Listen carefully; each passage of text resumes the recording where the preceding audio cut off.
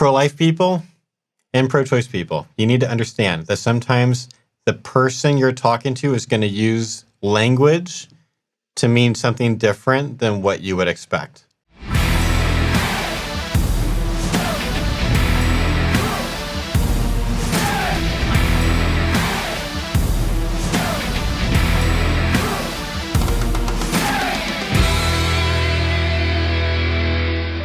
Welcome back to Apologist Reacts. I am taking a look at a Ben Shapiro video this time. This will be the first time that I've done one of these. Now, here's the thing. It's not that I hate Ben Shapiro, okay? I think Ben Shapiro is really smart. I agree with a lot of the things that he says, certainly not all of them. And I think as kind of time goes on and as my political beliefs kind of shift a little bit as I look at things, I probably agree maybe less with him now than I would have 3 years ago or something like that. But still, you can't argue that he's not super smart. He certainly has a dialogue style that's really different than what we teach at Equal Rights Institute. But to be fair, a lot of times when you see him dialogue, you're not really seeing him dialogue as much as debate. When he does these videos that are put up all the time on YouTube, where he's at a Q&A at some, big college, and he's been getting pretty aggressive questions, and he's reacting to those. This is more like a debate than a dialogue. This is not what it's like when I am having a conversation with someone, a pro-choice person, like sitting under a tree on campus sometime, having a nice kind of like taking our time, finding a lot of common ground kind of a conversation. He's treating this like a debate. He's just trying to persuade. Now, still, there are going to be some times that he does things that I'm going to argue, at least in a dialogue, you shouldn't do. So I want to say from the outset, there is some grace that ought to be given. I have not watched this video. I have no idea what this is going to be. But even if I disagree with some of the things that he's going to say or the ways that he says them, just keep in mind, this is more like a debate for him than a dialogue. And a lot of times, like the common wisdom is in a situation like this, go for snark, go for funny one-liners and things like that because it'll be more persuasive. It's just different than our style. We wrote an article several years ago reacting to a video that he had put out responding to the question of rape that we disagreed with several of the things that he said or like the way that he said them, just kind of said like, here's some things not to do. That article is also really weird because then we had to do kind of a rework because after our article came out, their video got edited and some of the worse things got edited out. We still have no idea whether that had anything to do with our article or not. But either way, it makes the article messy and we had to, kind of explain with different colored font, like here's what was in the original, but you can't see it now because we had sadly not downloaded ahead of time. Maybe I should download this before I put this out just in case someone takes it down. But even in that case, we're kind of saying, look, some grace here.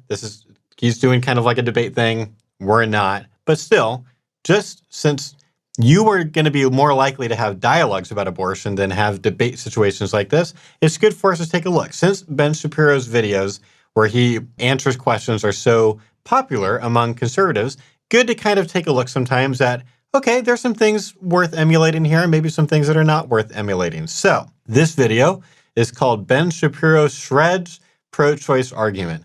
Okay, first thing, I don't like video titles like this. You are never going to see us put out a video on the Equal Rights Institute channel that says Josh Brahm destroys pro-choice argument or something like that. Yes, I know it would get us so many clicks, so many more clicks. I just think that comes across obnoxious. And I don't think there are a lot of pro-choice arguments that are so dumb that they can be completely thoroughly destroyed. They can be countered, maybe with a better argument, but I don't like the way that comes across. Well, let's just take a look. Happy Halloween, Ben. Thank you. Yeah. So I have an issue with your... That is a not very deep attempt at some kind of finding some kind of a nice thing to say or way to react before things get bad. I imagine things are about to get bad. Your stance on abortion. Okay. Right, so you define life as starting at conception through biology, pretty much. But I think you take the stance that life is intrinsically valuable because it's life. And that's where I disagree. I think there's two things that make life valuable. I think consciousness, the ability to experience pain, senses, and stuff like that, and personal identity. In particular, psychological continuity identity. So the fact that we have memories, we have relationships, people have relationships to us. I think those are Do you need both of those? Is it either or? I just want to clarify your position. Either or. Okay. So I'm okay with that. That was a good clarification question. He might have needed to explain that more if the person wasn't like following, but that felt fine. Just kind of my quick reaction to the argument would be it makes sense to me that someone would think that those things are important when it comes to kind of evaluating what life is intrinsically valuable, because those are things that we value about ourselves. Of course, we value our own personal identity, our own consciousness above maybe most other things that we have. So it's not weird to me that someone would think that's what actually makes you valuable as a person as opposed to just being biologically alive. Where I say, one, I actually don't think that your life comes from being biologically alive. And I think that's what he implied about Shapiro's argument. I'm not positive because the word life there, the way he used it, is vague. It could mean multiple things. Do you mean valuable life or do you just mean biological life? But it sounded like he meant biological life, so I'm just kind of going with that. But also, just because we value ourselves having personal identity and consciousness or sentience or whatever, doesn't mean those are necessary conditions for being a valuable person. You could have, for example, a newborn born into a temporary coma that doesn't have either of those things. But most people would say that is a person, even if it's going to be in a coma for a year. If personal identity is a necessary condition for being a person, then you don't have persons at newborns. You've got persons, what, a year into it? Kind of, it's a child psychology question, but it's certainly not at the beginning. Babies do not have personal identity at any kind of a continuity level. They have sentience. If by sentience he means like kind of bare bones experience, that's also hard to tell because it's a consciousness and experience, and sentience is like, but he probably means something that you have before birth. But the personal identity thing, if he means what I'm assuming he means, that's going to be a problem for him. So it's either or, then people with Alzheimer's have real continuity problems. You can't kill them. No, because people still have relationships with them, though, right? So. Yeah, but I don't know why that matters. This is not a very good argument. This isn't a very good pro-choice argument, to be fair. And I think Ben Shapiro's reaction, I think that's totally fair. I think good for Shapiro. I came here not wanting to have to dunk on Shapiro this whole video. That was a good response. That would be an issue. It wouldn't be the first response I'd go to because some pro-choice people are willing to bite that bullet and just say, fine, yeah, you're right. Alzheimer's people at that point aren't persons. But then we're having kind of a euthanasia debate, which I would rather be having an abortion dialogue. Anyway. Like, just because you have a relationship with them, but with people with advanced stage Alzheimer's, they really don't have a relationship. Okay, but fair. For the sake of example, like let's say someone dies, right? The family gets to decide what you do with the body. Because I know what you say. When you say someone says, oh, it's just consciousness, and then they're brain dead, you say, well, can you stab them?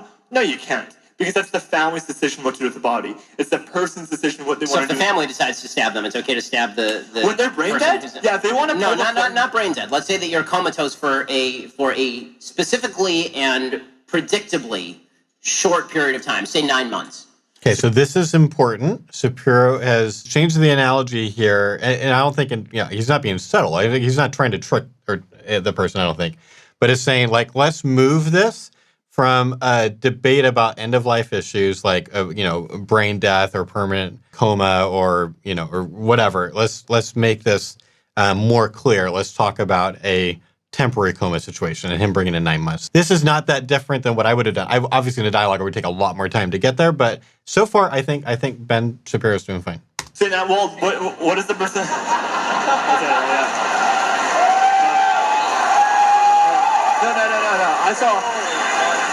So I would say on the legal grounds, it would depend what the person put in their will. If the person has made clear statements like, hey, don't pull the plug on 9 months, then don't do that. Because I think the first choice is... Right, but let's say the person has not made such clear statements. Say the person can't make such clear statements. So then he's just in a complete coma?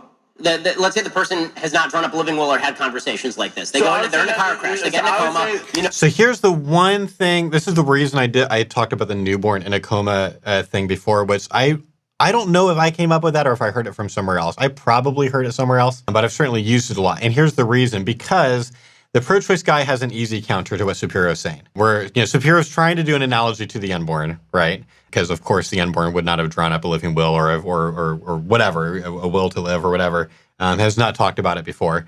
The problem though is that at least that person has already been clearly alive, clearly a person, values their life, things like that. So the pro-choice person can just say, yeah, but he's already kind of crossed over this threshold that he has already passed that point, and that matters, which is the reason that I just start with a newborn born into a temporary coma, because at least when you do that, you can skip that step. This is not someone who's already crossed that threshold. This is someone who is, on his way in there. And I'm not saying that there aren't pro-choice attempts to refute that thought experiment. They're out there. I'm just saying I think that works better than the direction that Ben Shapiro has gone here, but, only because then you can kind of skip a pretty obvious step that you're giving the pro-choice person to do. Know that in 9 months they're going to come out of the coma and they're going to be fine. Are you allowed to stab? Can the family say, you know what? These 9 months, stab the dude. Wait, so they're fine, so they're going to get their memories back? Let's say they don't get their memories back. Then I would say then that person is dead. And yeah, if the family wants to pull the plug, that's fine. Okay, that's a big bullet to bite. Wow. So I think what's going on here probably is the pro-choice person here is biting a bullet that he kind of has to bite because he's trapped into a corner here. Because if he says, he's caught on to what is happening here, and he kind of has to say, yeah, this entity that we're talking about now is analogous enough to the unborn that we're just going to have to say you can kill them both. Which at this point, okay, he looks bad. Clearly, this is a mostly friendly to Ben Shapiro crowd or, conservative crowd. They're not going to respond well to that. Hard to be this guy right now because it's harder to bite bullets like that in public. It is easier for people in a one-on-one conversation. This is one of the few cons sometimes of having a one-on-one conversation is that people say worse things sometimes just by virtue of the fact that no one else can hear them. That's not happening here. I want to believe that he doesn't actually believe that. Or if he does, it's merely because he's trying to be consistent and he thinks he has to believe that. But probably what's actually happening is he's doing ad hoc reasoning. He's reasoning backwards. He knows the conclusion he wants to end up with. He's very sure of that. And so he's saying whatever else he has to still end up with that conclusion. But you don't want to reason that way. That's not a good way to reason. You should reason based on good premises moving forward, and then you're more likely to get to good conclusions. I would have no problem with that. Yeah. No, I would have no problem with that. He's double downing too. Just, wow. Because that person is dead. You're getting into some dicey territory, dude. No, I think that person is dead. Right? And that's the best way to define life is personal identity and consciousness. That's what makes life valuable. Right, so I think that, again, if you were to say both, that's too much. And if you're even to say either, I don't think either one of those legs stands on its own. Okay, because what you really mean, this is the thing about having a baby. It's a process of development. And this is the point that I'm making. There's a period in this human life when that child does not have, or fetus or embryo, whatever you want to call it, when this living... I appreciate that. I appreciate that he kind of said, it doesn't matter what we call it here. A lot of pro-lifers are just not willing to, even use the word fetus, and I appreciate that he's willing to kind of that's not the point. The point is this entity. I'll sometimes literally use the word entity to be I am trying to be as neutral as I can here. We're talking about... Let's focus on the thing that we're talking about, the property that this entity has that you think is going to make it valuable. Let's talk about that and not get hung up on the language. Thing does not have consciousness and does not have a sense of identity. But in 9 months, it will have consciousness. Well, and even then, by the way, babies don't have a sense of identity for at least a certain number of months after they're born. Thank you. The babies can recognize their parents' voices after they're born. That's not a sense of identity. Rats can. No. I would say it is because it's a form of memory though, right? And that's what I was. So are you a Jainist? Because animals also have consciousness. I would say that killing animals is wrong. You have no problem with that. So just to get... Okay. All right. I mean, obviously, it's he's about to get dunked on. But let's pause before he gets dunked on in this video. Pro-life people and pro-choice people, you need to understand that sometimes the person you're talking to is going to use language to mean something different than what you would expect.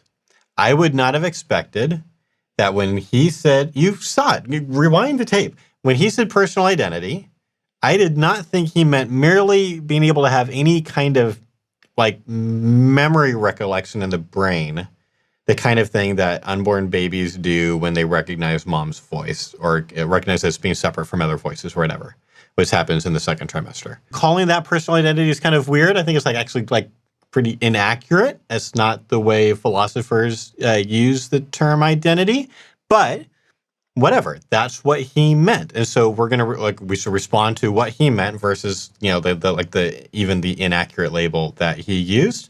So this is why asking clarification questions is so important. You can think so clearly. I know exactly what this person is saying, but if they're using a word really differently than you are, this is called equivocation, where you're both using the same word but you mean something different than each other. And clarification questions can help draw those things out, or rephrasing what they're saying. If Ben had said, it seems like by you adding personal identity as part of this, is kind of, he was going this direction, but he wasn't doing it in the common groundy rephrasing what they say way that we would do it in our style.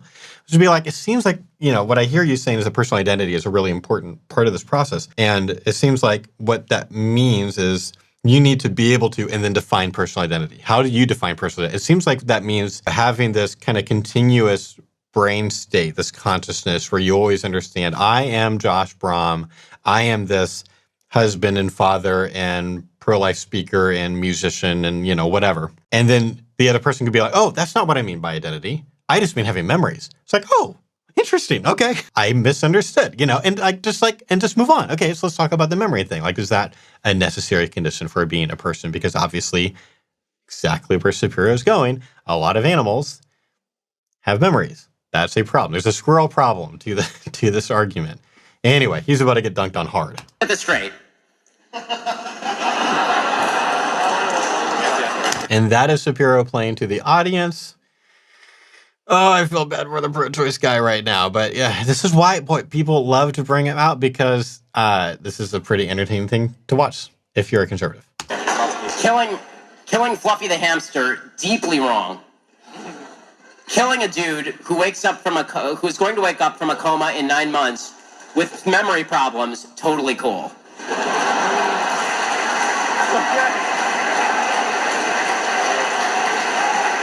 Okay, that's fine. You can have that position. I'm just not going to put you in charge of the NHS.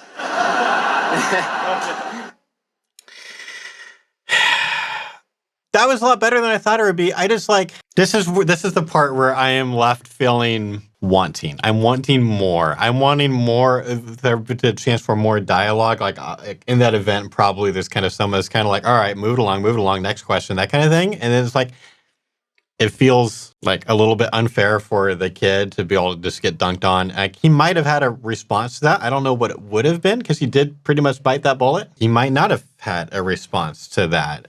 But it would have been nice to see him get a chance to respond and say something, like either concede the point or maybe double down one more time and then it's just kind of over or whatever. Like, I would have liked to see more, but that's probably going to be the nature of watching a 3-minute Ben Shapiro video. But frankly, this was so much better on Ben's side than the video responding to the question of rape that we had responded to before. So I will drop a link in the description to that article if you're interested in reading that. That kind of more showed how different our responses can be. I feel like this was Ben Shapiro doing really well, all things considered. It's faster, it's more rat-a-tat-tat, it's more playing to the audience than we do. But it also, to be fair, didn't have the smugness that often comes from Shapiro. And Ben has talked about that. Like I'm not being mean here. Shapiro has talked on his podcast. I've heard him admit that he can come across smug and more smug than he would like. And I would agree with that self-assessment that he has made. And that makes it hard for pro-choice people to be able to watch. And yeah, there's a little bit of smugness in here. I guess definitely it would have been different if I had been the one behind the podium or whatever, but my arguments wouldn't have been that different. I would have just wanted to take more time with them, maybe 5 or 6 minutes instead of 3. But ultimately, I would have made pretty similar arguments. So good on Ben Shapiro. This is one where we just don't end up being that different as far as the substance goes. Whereas there are other times when he makes pro-life arguments that I've disagreed with much more. That was really interesting. I might have to do some more Ben Shapiro videos. If you are at this point in the video, I imagine that you would probably like to see me react to more of these. So let me know in the comments if that's something that you would like, and maybe we'll film some more of those. That'll be it for today. If you want to learn more about how to have great conversations about abortion, if you want a systematic online course for doing that, we have made that. It's called Equipped for Life, a fresh approach to conversations about abortion. You can use the coupon code YouTube to get 10% off of any permanent membership, where you will get access to a 5-hour course, 10 modules. You also get access to a private Facebook group where you can ask questions of the other students as well as our staff and myself. You get access to exclusive podcast episodes and also a webinar archive, a lot of the webinars that we've done in the past, answering a lot of questions that are not available anywhere else. We have put there as a bonus for our Equipped for Life course members. And the personal membership for that permanent membership is only $50 and less if you use the coupon code. So that is a lot of content for not very much money that goes to help support the work that we do. So would love for you to check that out. And of course, if this kind of content is what you want to see, like, subscribe, comment, share, all the different things. We would love for you to do that. So if this is your first time checking out our channel, I'll post a video that's kind of like this that you might also enjoy. Thanks so much for watching. Now go have an important conversation.